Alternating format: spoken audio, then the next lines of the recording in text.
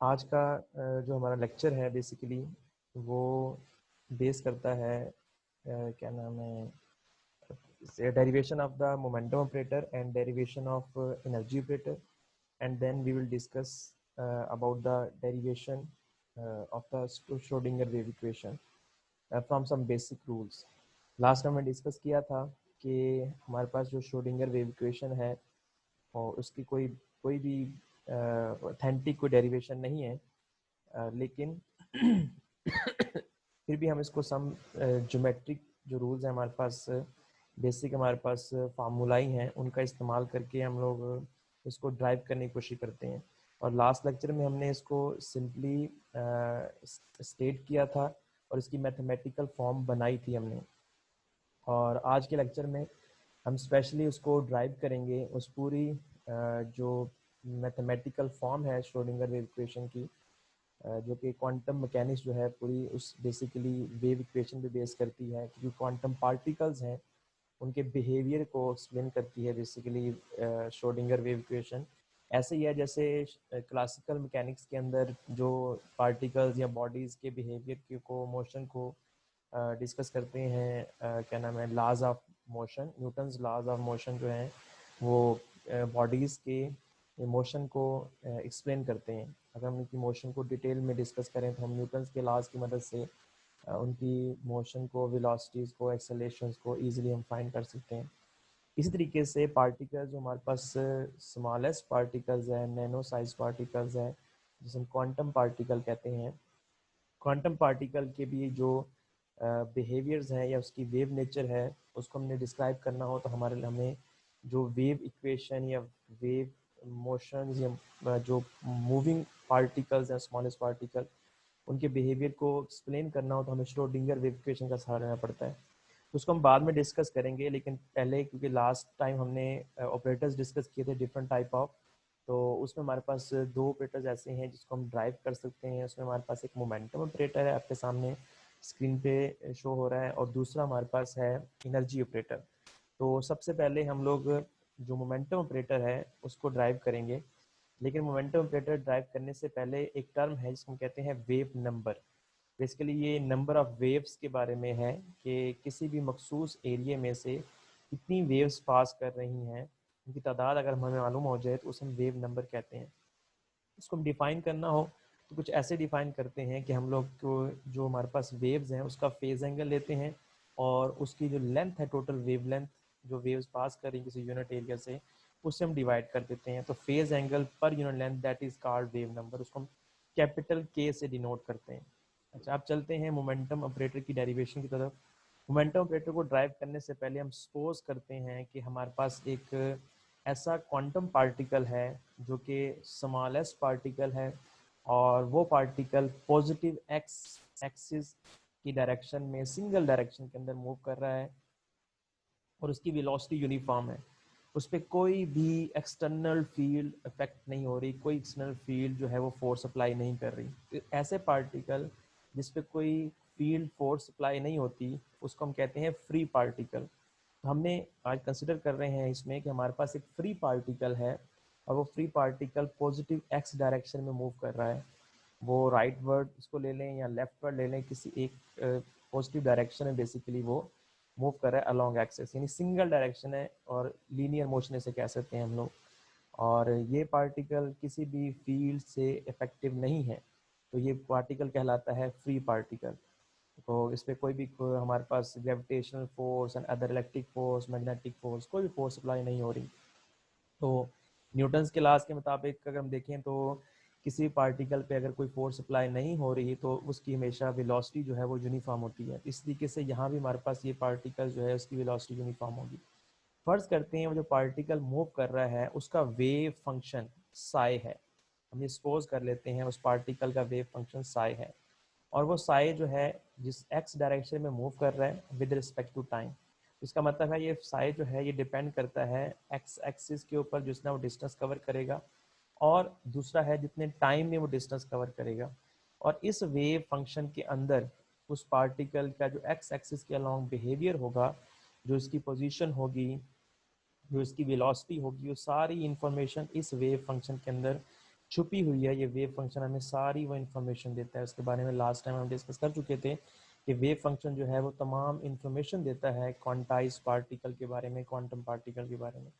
तो जो free particle हमने एक्सपोज किया है उसकी सारी इंफॉर्मेशन इस वेव फंक्शन के अंदर छुपी हुई है। अब फर्ज कर लेते हैं जो उसका वेव फंक्शन है वो हमारे पास इक्वल है A E raise to power in exponential minus iota into omega T minus K X. इसमें हमारे पास जो ओमेगा है वो उसकी एंगुलर फ्रीक्वेंसी है और जो के है वो वही है जो हमने पहले डिस्कस किया, हमारे पास वेव नंबर है। और ए जो है वो एम्पलीट्यूड है। लास्ट टाइम भी हम डिस्कस कर गए थे कि हमारे पास एक्सपोनेंशियल में जो हमारे पास यहाँ कोएफिशिएंट में वैल्यूज होती हैं ये बेसिकली एम्पलीट्यूड है, उसको हमने ए से रिप्रेजेंट किया हुआ है। लेकिन ये वो वेव फंक्शन है जिसको हमने फर्ज कर लिया है कि ये वेव फंक्शन उस पार्टिकल का है, फ्री पार्टिकल का है, जो एक्स पॉजिटिव एक्स डायरेक्शन में मूव कर रहा है। इसका मतलब सारी उसकी इंफॉर्मेशन इस पूरे वेव फंक्शन के अंदर बेसिकली छुपी हुई है।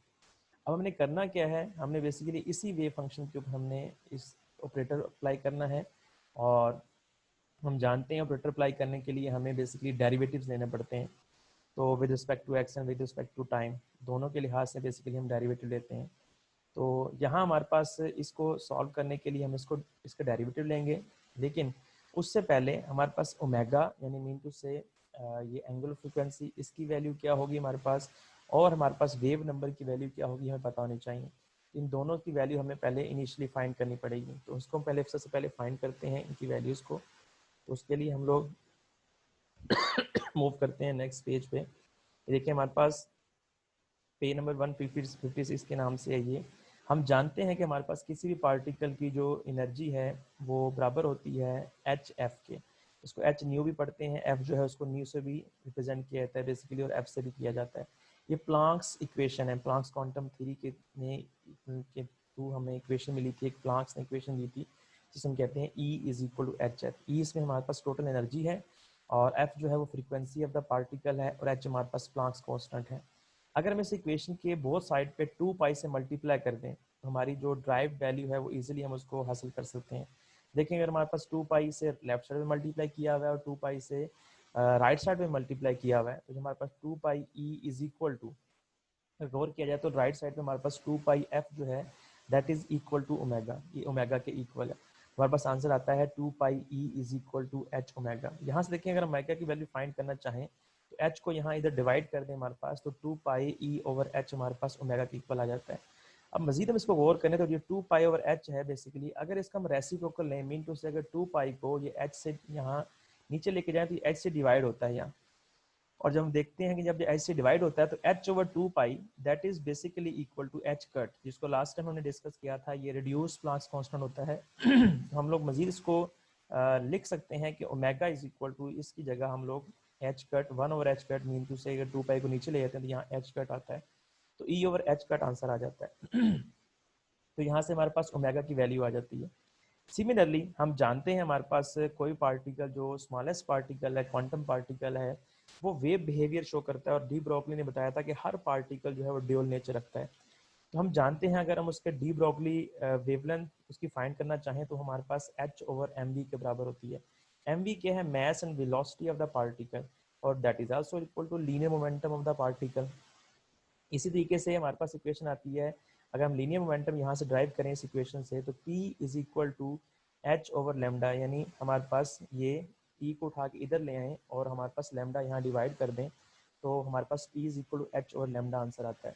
इसमें अगर 2 पाई से मल्टीप्लाई कर दें, सिमिलरली जैसे हम ऊपर किया था बोथ साइड में मल्टीप्लाई किया था, या अबव एंड बिलो न्यूमिनेटर से मल्टीप्लाई कर दें और डिनोमिनेटर से भी 2 पाई मल्टीप्लाई कर दें, तो हम देखते हैं अगर इसको हम सेपरेट करते हैं, रीअरेंज करते हैं, तो 2 पाई ओवर एच हमने पीछे पढ़ा है कि बेसिकली ये वेव नंबर है, phase per unit wavelength, that is equal to wave number, जिसको हम के से डिनोट करते हैं।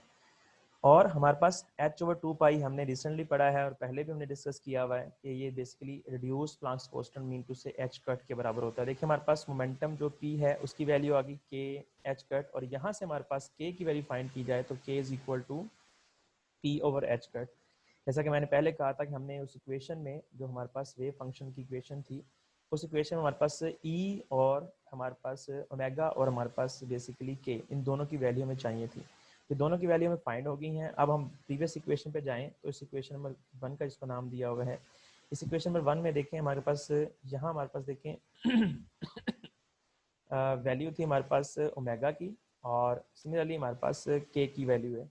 तो के की वैल्यू हमारे पास पी ओवर एच कट है और ओमेगा की वैल्यू ई ओवर एच कट है। तो दोनों की वैल्यू हमने पुट कर दी, तो हमारे पास अब ये इक्वेशन जो है वो A E raise to power minus iota into E T over H cut minus P X over H cut की फॉर्म आ गई है।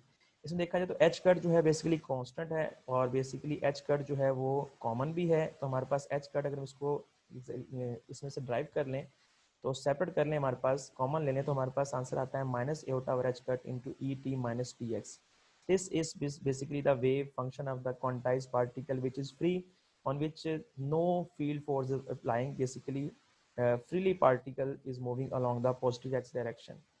अब हम चलते हैं नेक्स्ट हमारे पास इसको, क्योंकि हमने इस पे बेसिकली ऑपरेटर अप्लाई करना है, मैंने पहले वैसे डिस्कस किया। हमने मोमेंटम ऑपरेटर फाइंड करने के लिए पहले हमारे पास हमने इसको x के रिस्पेक्ट हमने इसको ड्राइव इस पे डेरिवेटिव अप्लाई करना है, पार्शियल डेरिवेटिव। जब हम पार्शियल डेरिवेटिव अप्लाई करते हैं इस पे विद रिस्पेक्ट टू एक्स, तो हम जानते हैं इसमें देखिए हमारे पास दो वैल्यूज़ हैं। इसको डिटेल से मैं नेक्स्ट लेक्चर में डिस्कस करूंगा इस वेव फंक्शन को। इसलिए बेसिकली जो हमारे पास क्लासिकल मैकेनिक्स है उसके साथ ही मिलती जुलती इसमें वैल्यूज़ हैं जो हमने यूज़ की हैं, तो इसको हम डिटेल में बाद में डिस्कस करेंगे। यहाँ हम लोग मोमेंटम ऑपरेटर के लिहाज से डिस्कस कर रहे हैं। तो हम देखते हैं कि जब हम इसको डिफ्रेंशिएट करते हैं विद रिस्पेक्ट टू एक्स, तो हमारे पास सिर्फ और सिर्फ जो पी एक्स वाला फैक्टर है इसमें एक्सपोनेंशियल में वो डिफ्रेंशिएट होगा, और दूसरे फैक्टर में क्योंकि हमारे पास वेरिएबल एक्स नहीं है तो ये सारी वैल्यू जीरो हो जाती है। तो हम आप जानते हैं एक्सपोनेंशियल का डेरिवेटिव लिया जाए तो हमारे पास सबसे पहले हमारे पास जो पावर है उसमें जो जो वैल्यू अप्लाई जिसको हम डिफ्रेंशिएट कर रहे हैं इनटू से विद रिस्पेक्ट टू एक्स, तो एक्स वाली टर्म जो है वो शुरू में आ जाएगी। बाकी टर्म जो है हमारे पास कांस्टेंट, उसका आंसर जीरो आएगा, और जो एक्सपोनेंशियल फंक्शन होता है वो एज इट इज रिपीट हो जाता है। तो हम देखते हैं, देखिए हमारे पास ई टी वाली वैल्यू जीरो है, तो minus aorta H cut P x जो वैल्यू आएगी उसको जब हम डिफरेंशिएट करेंगे तो एक्स का डिफरेंशिएट वन आ जाएगा, तो minus iota over H cut minus P इसका डेरिवेटिव आ जाएगा, और साथ देखें पूरा फंक्शन रिपीट हो जाएगा। तो हम देखते हैं ये माइनस माइनस बेसिकली प्लस हो गया यहाँ, तो plus iota P over H cut हमारे पास आंसर आ गया A E raise to power minus iota over H cut E T minus P P X, यहाँ पी एक्स है। तो ये सारा फंक्शन जो है वो बेसिकली रिपीट हो गया है सारा। तो इस तरीके से हमारे पास इक्वेशन नंबर 3 है।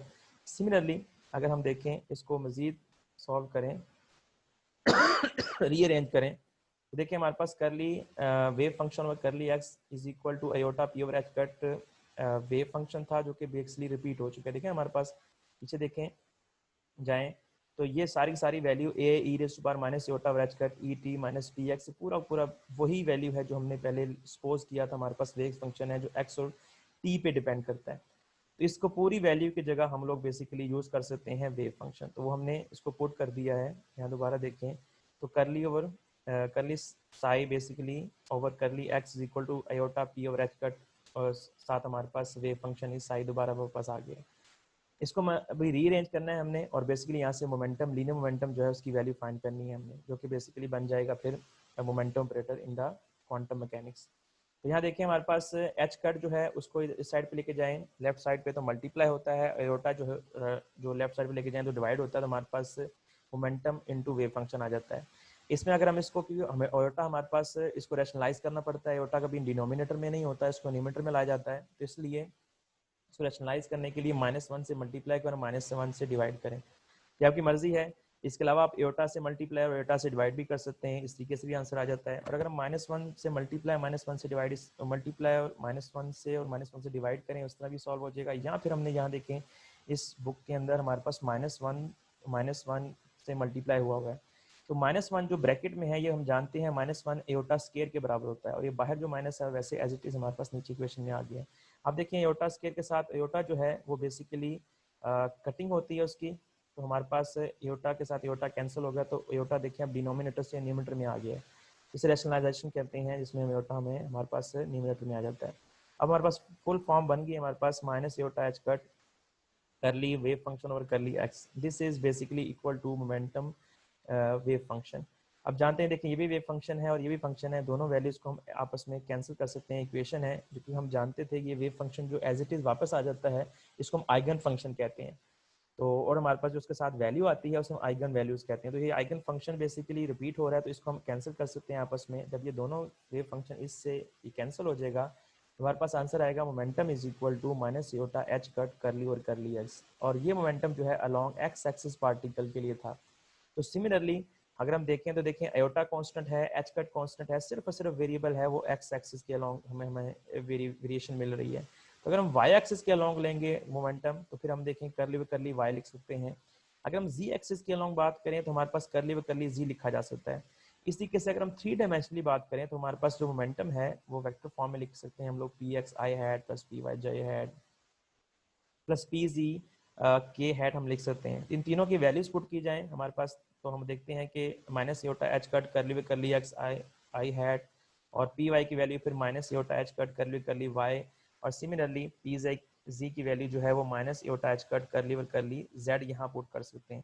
तो पुट करने के बाद देखते हैं हमारे पास तो माइनस एयोटा एच कट जो है वो सब में देखें कॉमन है।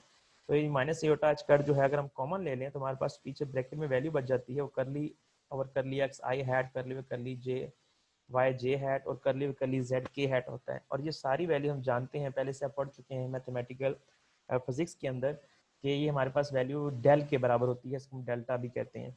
तो ये सारी वैल्यू डेल के बराबर आ गई, तो टोटल मोमेंटम हमारे पास आया minus iota H cut del.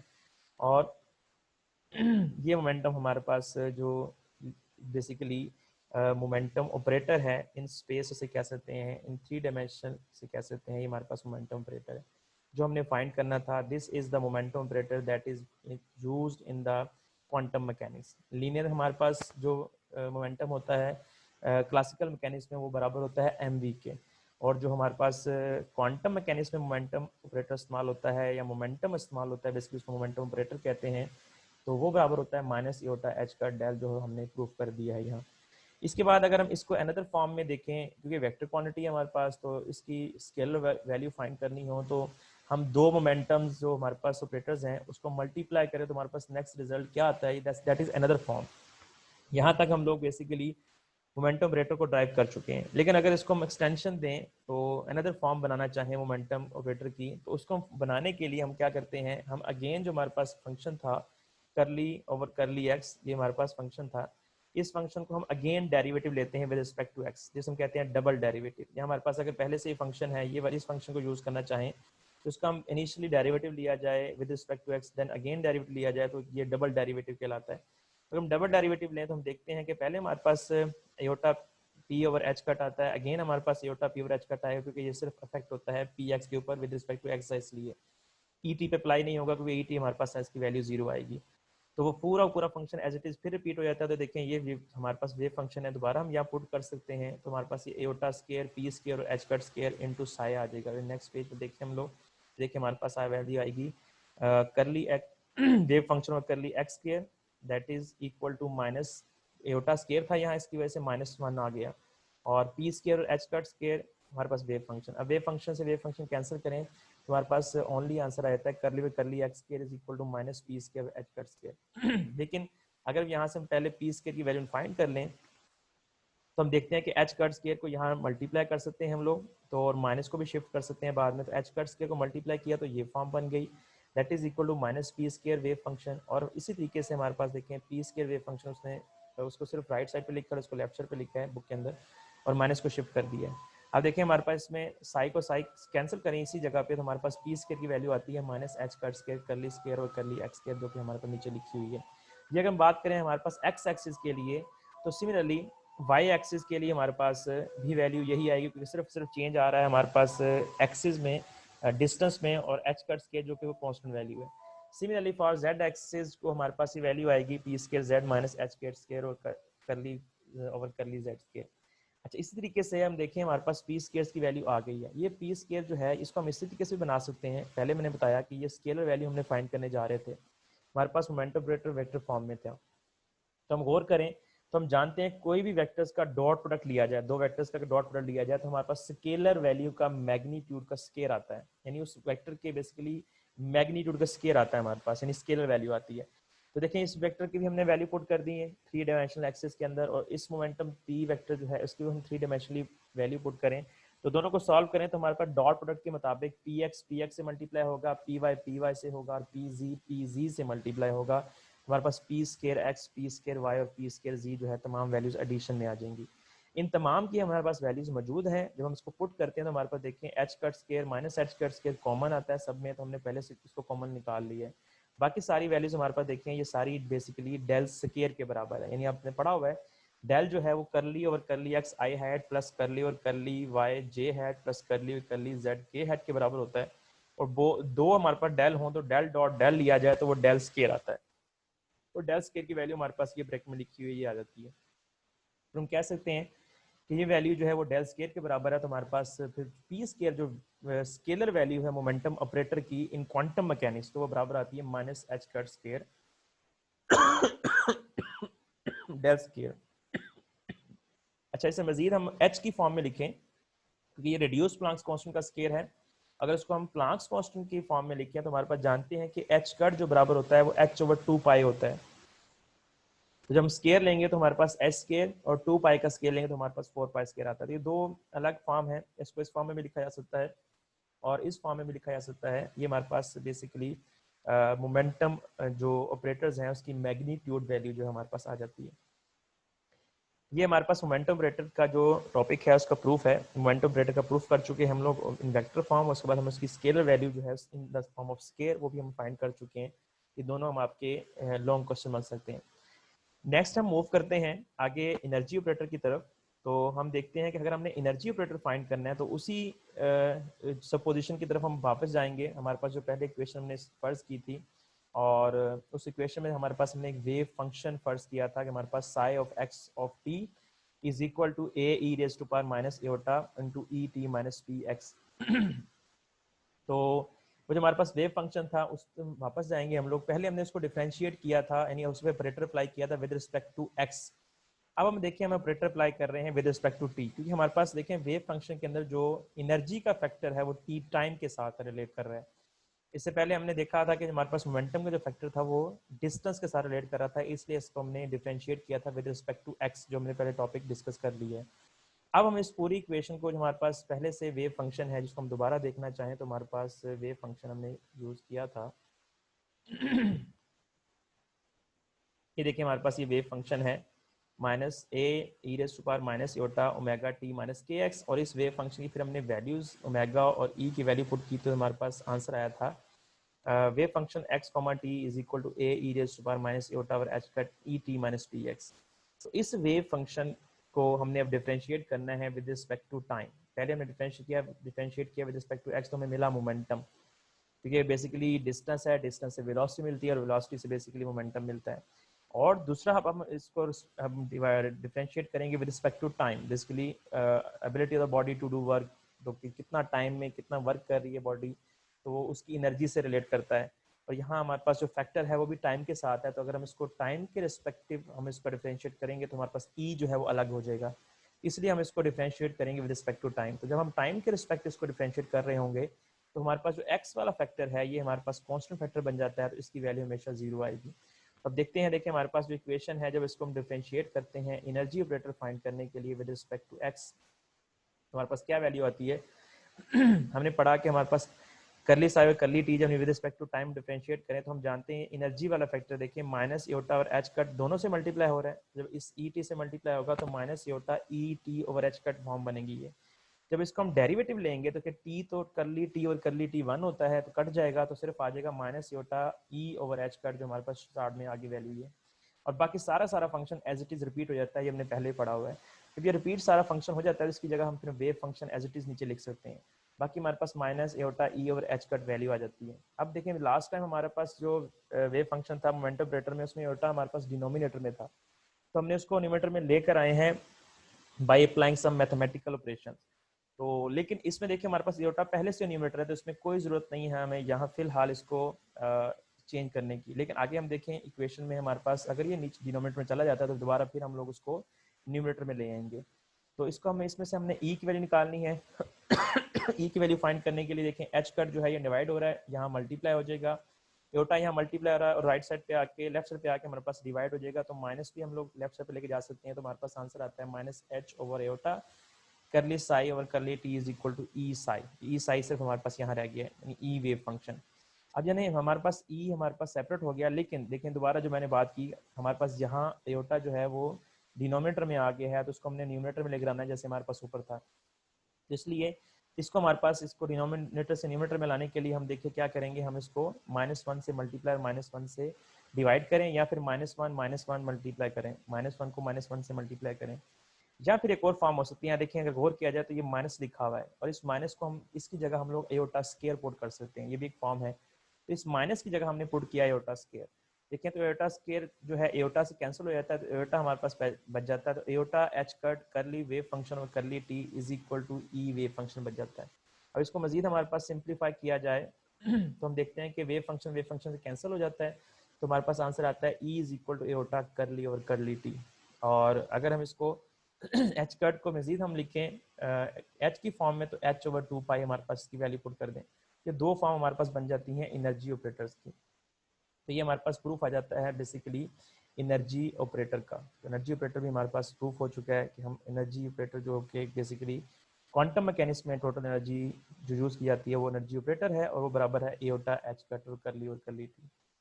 जबकि हमारे पास जो क्लासिकल मैकेनिक्स है उसमें total energy all form of energy है बेसिकली, और उसकी mathematical form sum of potential energy kinetic energy की फॉर्म में होती है। और यहाँ हमारे पास देखिए टोटल एनर्जी की वैल्यू जो है जो कि डिपेंड कर रही है बेसिकली टाइम के ऊपर। जो पार्टिकल मूव कर रहा है from one point two another point, like वो मूव करता है किसी वन शेल से, एक इलेक्ट्रॉन पार्टिकल है और वो मूव करता है लाइक लोअर एनर्जी लेवल से हाई एनर्जी लेवल तक। तो वो जो लोअर एनर्जी लेवल से हाई एनर्जी लेवल तक जा रहा है, कितना टाइम ले रहा है बेसिकली वो लोअर एनर्जी लेवल से हाई एनर्जी लेवल में जंप करने के लिए, तो उस वक्त उसने कितनी एनर्जी अब्जॉर्ब की और वो कितनी एनर्जी अब्जॉर्ब होकर हाई एनर्जी लेवल तक जा रहा है, तो उसके पास कितनी एनर्जी है उसको हमने फाइंड करना होता है। तो बस हम एनर्जी ऑपरेटर से बेसिकली हम इसको फाइंड कर सकते हैं जिसमें हमारे पास प्लांस रिड्यूस कांस्टेंट जो है एच कट जो है वो इन्फॉर्मेशन देता है हमें, और प्लस हमारे पास ये टाइम का रिस्पेक्ट जो डेरिवेशन है बेसिकली इसमें जो वेरिएशन है उसकी मदद से हम लोग एनर्जी जो वैल्यू है उसकी इलेक्ट्रॉन की या किसी भी क्वांटाइज पार्टिकल की वो फाइंड कर सकते हैं। ये प्रूफ है हमारे पास एनर्जी ऑपरेटर का, क्योंकि एक अलग से शॉर्ट क्वेश्चन आ सकता है, नहीं तो कंबाइंड फॉर्म भी आ सकती है आपकी मोमेंटम ऑपरेटर और एनर्जी ऑपरेटर की, बेसिकली कंबाइंड फॉर्म जो है क्वेश्चन बन सकता है आपका।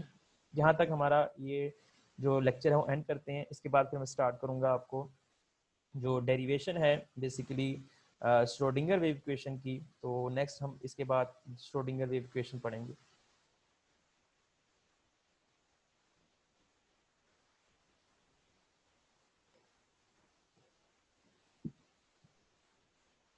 आप लोगों का कोई क्वेश्चन इसमें से?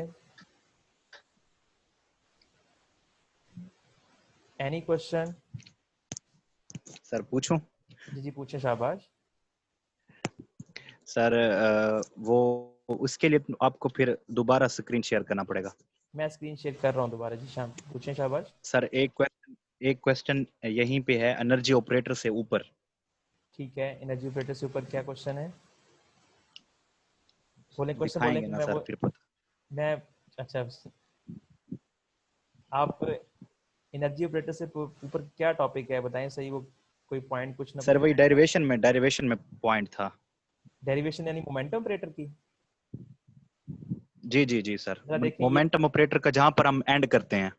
अच्छा, स्केयर की फॉर्म जो बात कर रहे हो, ठीक है ठीक जी है। सर, यहाँ देखें, यहीं पे आप बताएं। यहीं पे सर। जी बेटा पूछें। सर ये बताएं कि ये पार्शियल स्केयर कैसे आ गया है? हाँ, ये मैंने आपसे कहा था कि बेसिकली ये वेव फंक्शन है, इसको हम डिफरेंशिएट करेंगे विद रिस्पेक्ट टू एक्स, और इसको हम कहते हैं डबल डेरिवेटिव।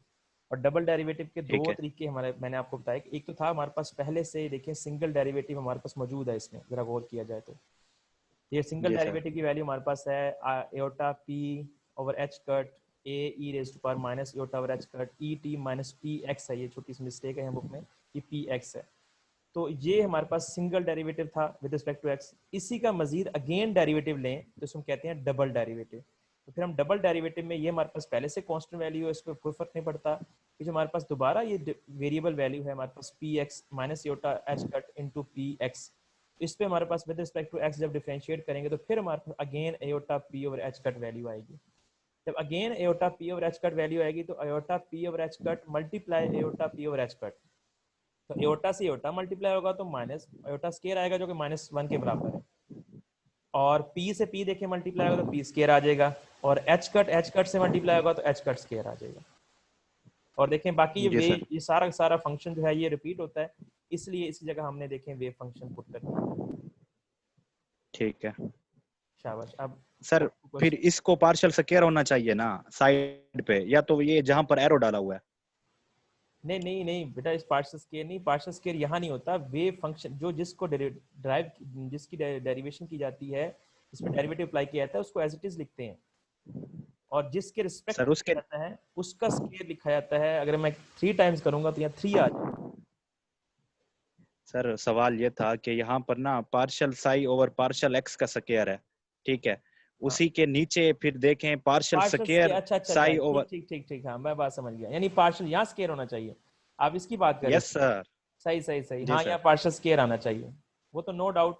जब बस। इसका अगेन हाँ डेरिवेटिव लेंगे, partial square psi over partial x square आएगा, नो डाउट, हाँ ठीक है। और कुछ? ठीक। जी सर, और एक शुरू में आ जाए सर वेव नंबर पे।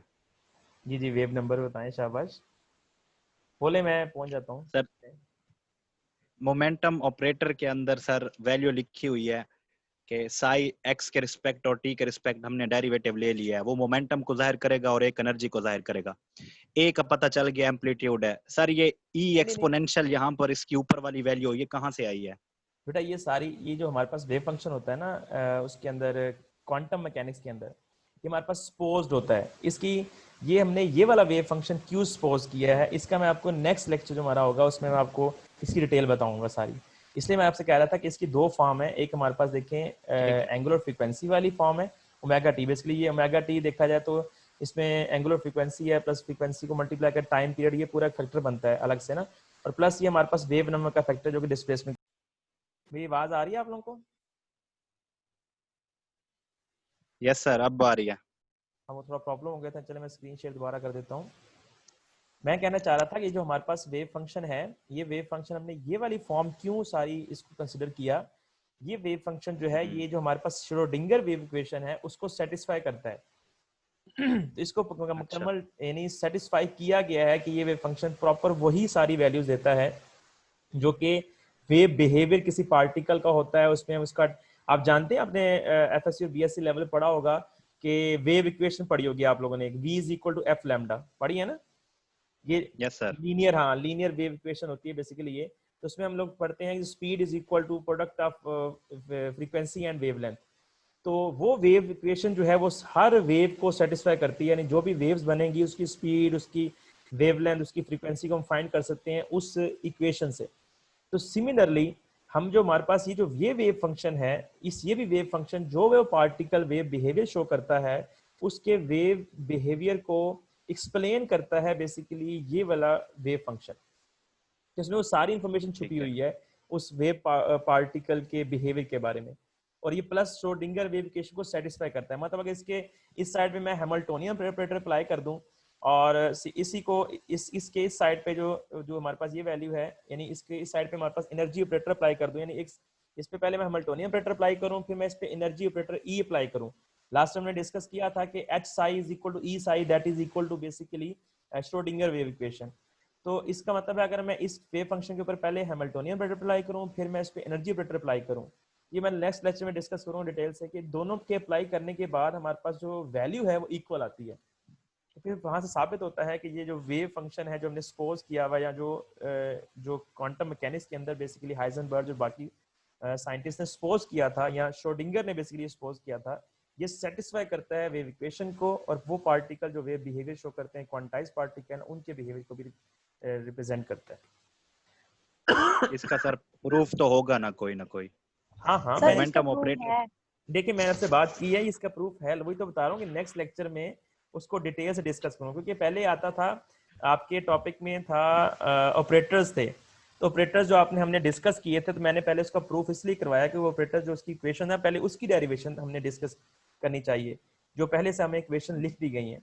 बाकी बेसिक चीजें कुछ डिस्कस कर ली थी मैंने आप लोगों से, और नेक्स्ट लेक्चर में फिर आप इसकी भी बेसिकली जो डेरिवेशन है, इस डेरिवेशन हम इस तरह नहीं कह सकते, क्वांटम मैकेनिक्स के अंदर बेसिकली हर चीज को ड्राइव नहीं किया गया।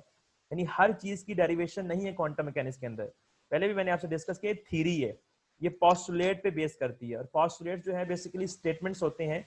ये वैसे ही है जैसे न्यूटन्स के लॉज मैंने आपसे डिस्कस किया था कि न्यूटन्स के लॉज पहले स्टेटमेंट है, फिर उसको एक्सपेरिमेंटली प्रूव किया गया है। सिमिलरली ये जो क्वांटम मैकेनिक्स है, पहले ये स्टेटमेंट है, उसके बाद इसको प्रूव किया जा रहा है। तो इसके कोई बेसिक रूल्स नहीं है प्रूव करने के, लेकिन हम जो, क्योंकि हमें इसको रिलेट करना पड़ता है क्लासिकल मैकेनिक्स से, कि क्लासिकल मैकेनिक्स जिस चीजों में फेल हो जाती है तो क्वांटम मैकेनिक्स कैसे उनको एक्सप्लेन करती है, तो इसको मॉडिफाइड फॉर्म देनी पड़ती है। इसलिए फिर हम लोग ये सारी क्वांटिटीज को डिस्कस करते हैं जो कि हमें श्रोडिंगर ने और बाकी साइंटिस्ट ने दी हुई हैं। तो एज सच इसका भी बेसिकली प्रूफ नहीं है देखा जाए तो, लेकिन इसकी सारी जो वैल्यूज हैं, जो टर्म्स हैं, इसमें एम्पलीट्यूड है, एक्सपोनेंशियल यूज किया हुआ है, ओमेगा के टाइम फैक्टर है, प्लस के साथ एक्स है, ये सारी चीजें क्या हैं, इनको अलग अलग क्लासिकल मैकेनिक्स से रिलेट करके एक्सप्लेन किया जाता है। तो वहां से फिर हम इसको, इसकी पूरी फॉर्म समझ लेते हैं कि बेसिकली ये पूरी फॉर्म जो है वो वेव बिहेवियर को डिस्कस कर रही है, या डी ब्रोगली वेवलेंथ प्लस ये श्रोडिंगर वेव इक्वेशन जो है उसको सेटिस्फाई करती है। देखिए ये सोल्यूशन, ये बेसिकली सोल्यूशन है, अगर मैं शॉर्ट फॉर्म में कहूँ तो ये सोल्यूशन है बेसिकली श्रोडिंगर वेव इक्वेशन का, इन शॉर्ट अगर बात करूँ तो। और सोल्यूशन हमेशा इक्वेशन को सेटिस्फाई करता है, ये आपने पढ़ा हुआ है, ये तो 7th 8th क्लास से आप पढ़ के आ रहे हैं, ऐसा ही है ना? यस मैथमेटिक्स के अंदर हर सोल्यूशन जो है वो अपनी इक्वेशन को सेटिस्फाई कर रहा होता है, जिस इक्वेशन से वो, जिस इक्वेशन का वो सोल्यूशन होता है। तो सिमिलरली ये भी एक सोल्यूशन है श्रोडिंगर वेव इक्वेशन का, जिसको फिर चेक किया गया, पहले इसको फॉर्म बनाएगी, फिर इसको चेक किया गया श्रोडिंगर वेव इक्वेशन के अंदर। तो देखा गया कि श्रोडिंगर वेव इक्वेशन के अंदर इक्वल वैल्यू आती है, दो both side would be equal.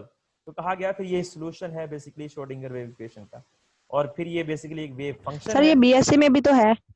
हाँ ये बीएससी में भी डायरेक्ट यूज किया हुआ है ना। इसमें वहाँ पे जानते पेपर हैं, डी में है, चैप्टर नंबर 5 में डी ब्रोगली वेवलेंथ पूरा टॉपिक है वहाँ पे। पता नहीं पर वो मैंने उसको शायद नहीं पढ़ा हुआ, या पढ़ा होगा, मेरे माइंड में फिलहाल नहीं है। ये बेसिकली सर मौजूद है। चले अच्छी बात है, वहां से फिर कर लीजिएगा उसको। चले ठीक है सर। सर वहाँ पे पूरा टॉपिक है, डी ब्रोगली वेवलेंथ को प्रूफ किया हुआ है वहाँ पे। सही सही सही। चले आप लोग फिर उसका वहां से प्रूफ कर लिया। एज सच वैसे इसका देखा जाए क्वांटम मैकेनिक्स में कोई प्रूफ नहीं है, लेकिन ये फॉर्मेशन है, ठीक है। वहां भी अगर किया होगा, जैसे आज हमने सिंपल रूल्स अप्लाई करके, ऑपरेटर्स अप्लाई करके